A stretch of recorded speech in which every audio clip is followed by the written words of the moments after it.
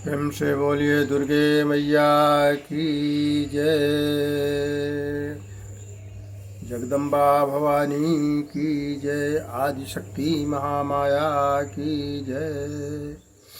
आइए आज एक छोटे से वीडियो के माध्यम से हम आपको नवरात्रि के प्रथम दिवस पर आप सभी को हार्दिक बधाई, बहुत बहुत आशीर्वाद देता हूँ। आपका जीवन सुखमय रहे और भौतिक जीवन सुखमय रहने के साथ साथ हमारा आपका आध्यात्मिक जीवन भी उच्च श्रेणी का हो। और उच्च श्रेणी का तभी हो सकता है हमारा आपका आध्यात्मिक जीवन जब हम आप माता के सिर्फ चरणों में समर्पित होंगे, उनके चरणों की कृपा प्राप्त करेंगे। तो इसी के साथ ही हम सभी भक्तों का साथ ही में माँ भगवती जगत जननी भवानी के कमलवत चरणों में साष्टांग दंडवत प्रणाम करते हुए आज का जो मुख्य विषय है, तो कन्या पूजन का विधान क्या है, कन्या पूजन हम लोग किस प्रकार से करें कि हमें उसका ज़्यादा से ज़्यादा फल प्राप्त हो। तो सर्वप्रथम आज जो है नवरात्रि का प्रथम दिवस है।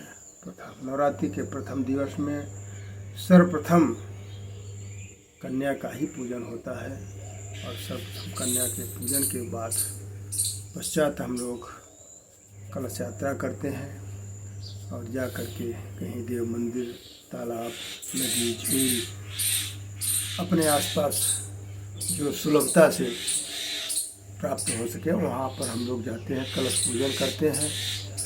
और हमारी कुमारियाँ कन्याएं जो है तो कलश में जल लेके आती हैं और उसको स्थापित किया जाता है। तो कन्या कम से कम अपने नवरात्रि में 9 तो होना ही चाहिए, 2, 4, 10 बढ़ जाए कोई बात नहीं, लेकिन हाँ विशेष ध्यान देना है कि 10 वर्ष से ऊपर की कन्याएं न हों। यदि ब्राह्मण वर्ण की कन्या मिल जाए तो अति उत्तम होता है, उनका आशीर्वाद, उनका पूजन ज़्यादा फलवती होता है। और ब्राह्मण की कन्या नहीं मिलती हैं तो फिर क्षत्रियों की कन्याओं को हमें ले लेना चाहिए, और वो भी नहीं मिलती हैं तो सुलभता से हमें जो भी प्राप्त हो जाए उन सभी कन्याओं को विशेष करके ख्याल रहे कि 10 वर्ष से कम ही रहें। हम जितनी छोटी कन्या का पूजन करेंगे उतना ही ज़्यादा हमें फल प्राप्त होगा, क्योंकि वह माँ दुर्गा के स्वरूपिणी मानी जाती हैं।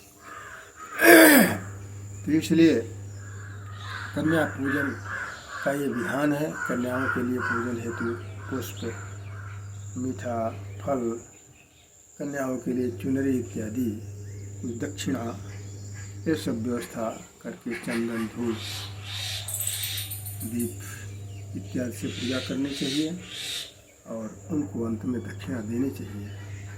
कन्याओं के पूजन के साथ साथ एक बटुक भी, यानी एक कोई जो लड़का हो तो उसी को बटुक कहा जाता है। तो एक बटुक भी रखा जाता है, जो कि वह बटुक को रखना इसलिए ज़रूरी है कि कन्या पूजन में, जगत जननी भवानी दुर्गा जी के पूजन में भैरव का पूजन अत्यंत जरूरी है।